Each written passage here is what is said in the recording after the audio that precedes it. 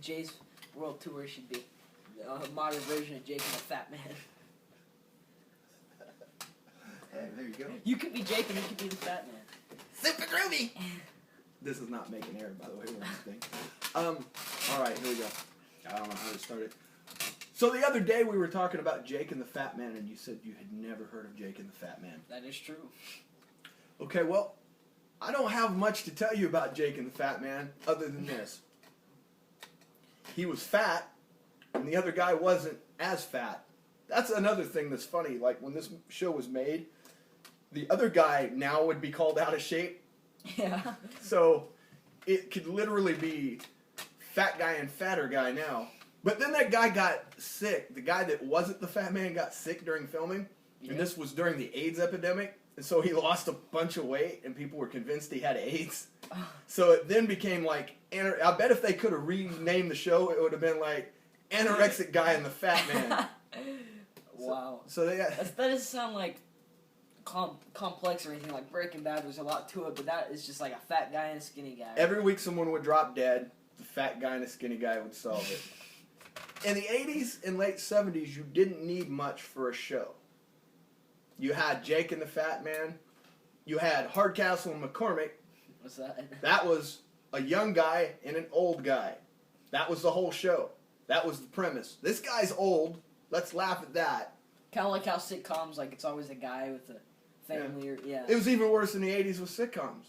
I told you a while back it was always one weird person or entity would move in with a family. Yeah, yeah. Like Alf, it was always a foreigner. Alf is an alien, but he's also a foreigner. Yeah. Would move in with a family. Mr. Belvedere would move in with a family. Hey, here's something interesting. Do you know what a Mr. Belvedere is? Not the show, but have you... Oh. Do you know what a Mr. Belvedere is? Is it a drink, like an alcoholic drink? It's not a drink, friends. Google what is a Mr. Belvedere after you watch this video. What is it? And it's not safe for work. Anyway. Let's move on. And that is based on the real-life TV show, Mr. Belvedere. Then there was Perfect Strangers. Balky, guy from a strange land, moves in with Cousin Larry.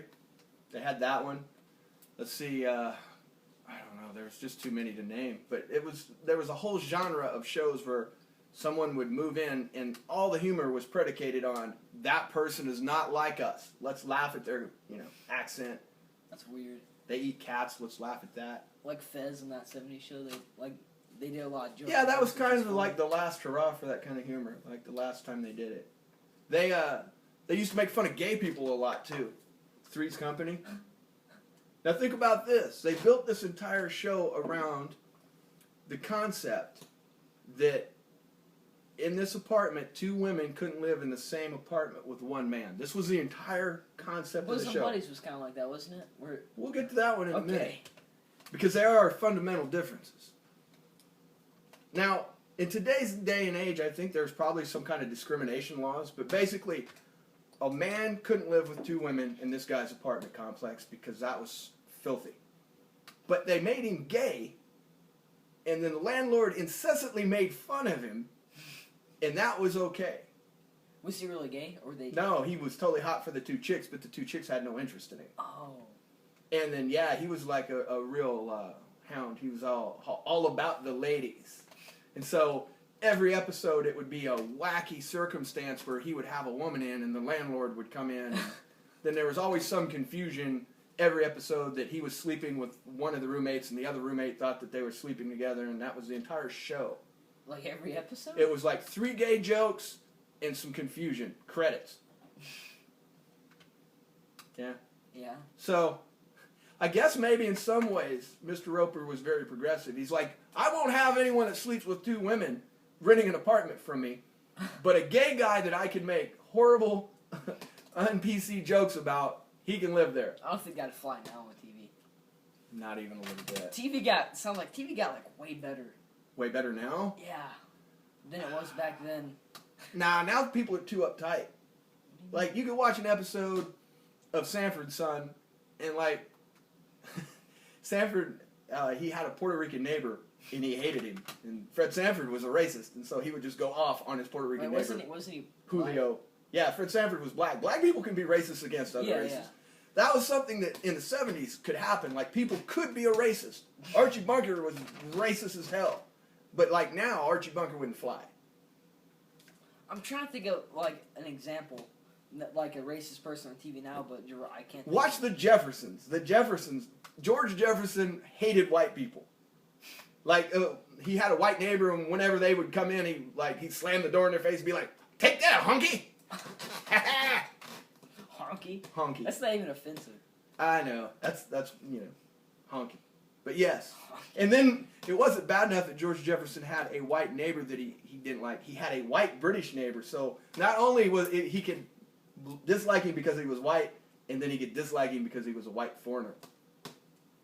Classy. But yeah, now that you could never get that on TV, like especially on a comedy, because there would be 8 million people outraged at the thought that a white guy doesn't like a black guy or a black guy doesn't like a white guy. It could never happen. You really think so? Do you see any of those shows now? That's a good point. You go back in the 70s and you look at like Good Times. Now, that's one with J.J. Walker, the dude that would yell, "Dynamite!" Those shows were more realistic in some ways because like you could have the growth of a character. Someone could like despise another race and over time get to know them. Like now they force feed it. They're like, okay, you can dislike black people at the beginning of the episode, but by the end you gotta be hugging a black guy by the end of this episode or we're not airing it. Because people complain too much. People. Bosom buddies. Before we go, bosom buddies. There was a big difference. There was no homophobia in bosom buddies. That was two guys that couldn't find a house, so they dressed up like women to live in a house full of women. And at the beginning, they played the song. It was a cover of a Billy Joel song. No, it was Billy Joel's song. It was? Yeah. I thought it was like a cover, like someone singing it. No. Nope, that was him. In the 70s, you could use real music. Not anymore. Yeah, not anymore. Oh, there's one other thing. BJ and the Bear. We were talking about Hardcastle McCormick and Jake and the Fat Man. BJ and the Bear. BJ and the Bear. Yeah, that sounds like... You definitely couldn't put BJ and a Bear on now. Not during family hours, anyway. Some of that shit USA Network puts on, you could probably put it on at 10. No, BJ and a Bear was a trucker that drove around with a monkey. I know it gets confusing. The monkey was Bear. The monkey was named Bear. And the driver was BJ. What would they do? Just drive around? They would drive around having adventures. And they were chased by a sheriff that apparently had a badge that would take him anywhere, Sheriff Lobo. That's cheesy. BJ and the Bear was so famous, Sheriff Lobo got his own show called Lobo. He got a spinoff? Yeah, he got a spinoff on a show that only lasted like 30 episodes. Were there a lot of spinoffs like back in the 70s and 80s? Everything spun off. Happy Days had like 6. Yeah, I think TV's gotten away with Mork from Mork, Laverne and Shirley, Joni Loves Chachi. I'm sure there was others I can't think of. Chachi. Chachi in Mexican or... He was vaguely Italian. Vaguely Italian? Kind of like the Fonz. Vaguely Italian. Yeah, and there was another homosexual on TV that they never talk about much. The Fonz. He got by with that for years. The Fonz is gay? He hung out in a bathroom. That was his office. No, If you hang out in a men's room and conduct all your business in a men's room, you could be gay. maybe he's just a discreet drug dealer. No? That was the 50s. It was a time of masked homosexuality. Why do you think he was friends with Richie and Potsy and, like, these nerds? He had the hots for him. He liked young dudes. He's like, hey, Richie. Hey. What do you think this meant? Hey. You built a strong case. That is like the most, that's the most sinister thing on TV when he would tell Richie, hey. Think about it. It's filthy. You know, hear that. And the thing about the Fonz was you always seen him with all these women, but you never saw the women leaving his house the next morning. He would always make a big show of leaving like owls with like 20 women. Hey guys, I gotta go. And then like when he went out into the parking lot, they all went their own ways, and he went back to his bathroom and picked up another dude. The Fonz, closeted gay, 50s male.